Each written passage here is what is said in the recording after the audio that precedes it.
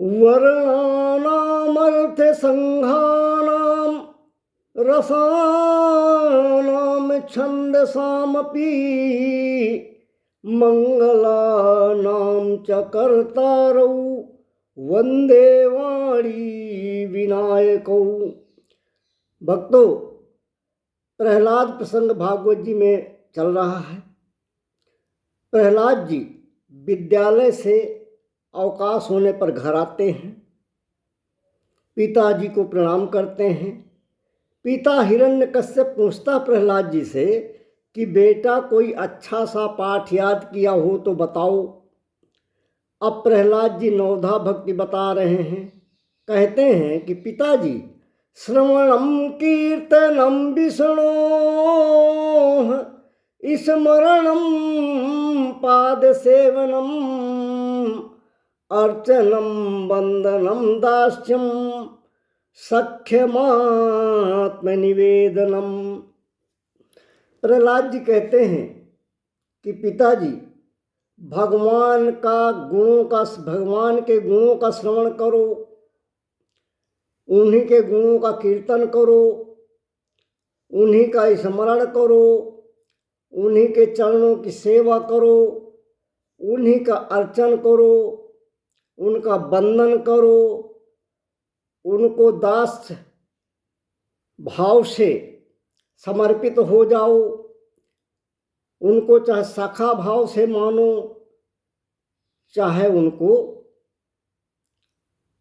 आत्मा से अपने आप को निवेदित कर दो।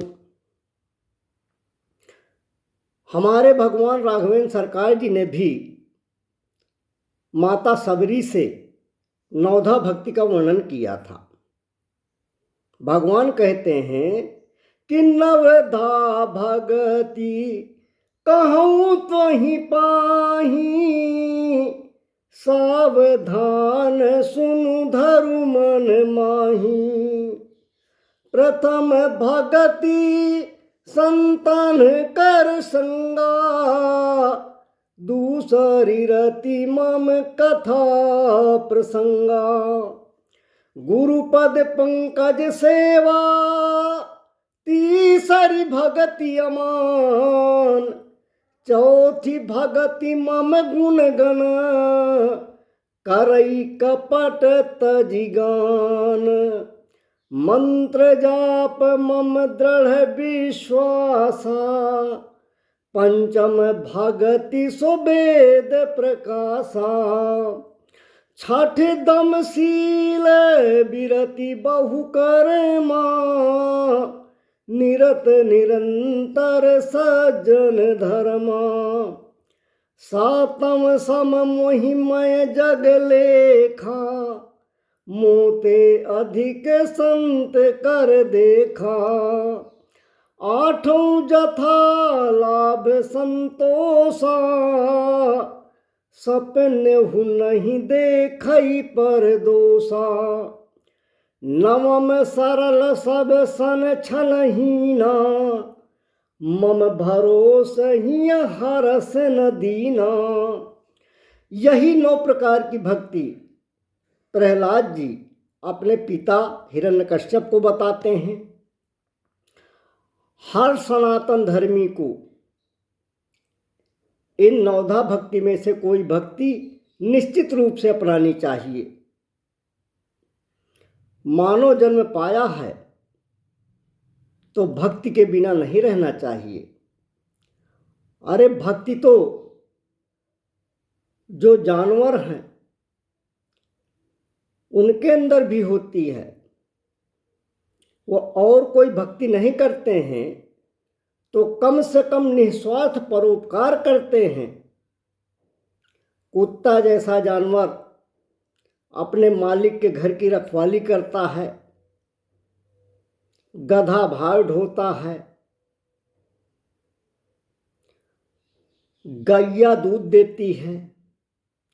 माँ के समान हमारे शरीर को अपने दूध दही घृत से हृष्ट-पुष्ट करती है। अर्थात जो मूक प्राणी हैं, जिन्होंने नर्तन नहीं पाया, वो परोपकार के द्वारा भक्ति कर रहे हैं। तो मानव जन्म पाकर जिसने भक्ति न किया तो उसका जन्म लेना व्यर्थ है। अब हिरण्यकश्यप को जैसे ही प्रहलाद जी ने नवधा भक्ति का उपदेश दिया, क्रोध से आग बबूला हो उठा और प्रहलाद जी को पटक दिया। हिरण्यकश्यप ने तलवार निकालकर गर्दन में रख दी और उनके गुरुओं से कहा, अरे दुष्ट ब्राह्मणों, आज तुम लोग मेरे हाथों जीवित नहीं बचोगे। मेरे बेटे ने पहले एक बात बताई थी, आज 9 बातें बता रहा है। इसका मतलब ऐसी बातें तुम लोगों ने ही सिखाई हैं। अब तो गुरुजी भय से थर थर कांपने लगे। बोले, महाराज हम आपकी सौगंध खाते हैं, ना तो हमने आपको बेटे को ये जो नवधा भक्ति बोल रहा है ये पढ़ाई हैं और न किसी अन्य विद्यार्थी को ही पढ़ाई हैं। प्रहलाद जी से हिरण्यकश्यप ने कहा कि बेटा सच सच बताओ, तुम्हें ये ऊट पटांग की बातें कौन सिखा रहा है? झूठ मत बोलना। प्रहलाद जी हंसने लगे। बोले, पिताजी जब आप इतने नाराज हो रहे हो तो मैं जो बता रहा हूँ जीवन का सत्य वही है, सुन लो। नाराज होने का कोई कारण नहीं है, क्योंकि मेरे गुरु जी इस बात को सत्य तो मानते हैं, पर आपके भय से वो सत्य बात बोल नहीं सकते। रही बात सिखाने की तो सुनिए। मतिर्न कृष्णे परतः स्वतो वा मिथो विपद्येति गृह भृत्यनाम आदांत गोभिविर्षिताम तमित्रम पुनः पुनश्चर्वित चर्वणानाम। प्रहलाद जी कहते हैं, हे पिताजी, संसार के लोग तो पीसे हुए को पीस रहे हैं, चबाए हुए को ही चबा रहे हैं। अब बताइए, जो लोग पीसे हुए को ही पीसेंगे, चबाए हुए को ही चबाएंगे, तो उसका क्या परिणाम निकलेगा? वो परिश्रम तो व्यर्थ ही है। पीसे हुए आटे को आप पुनः पीसिए तो कोई परिणाम नहीं निकलेगा। चबाए हुए खाद्यान्न को पुनः चबाना शुरू करिए तो क्या परिणाम निकलेगा? कुछ नहीं, वो तो पिसा है ही, वो तो चबाया हुआ है ही।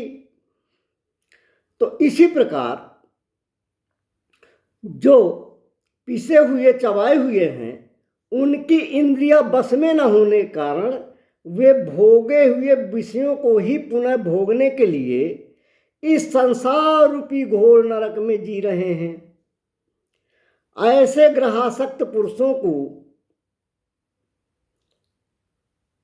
उनकी जो बुद्धि है अपने आप किसी के सिखाने से अथवा अपने ही जैसे ग्रहासक्त लोगों के संग से भगवान श्री कृष्ण की भक्ति में नहीं लगती।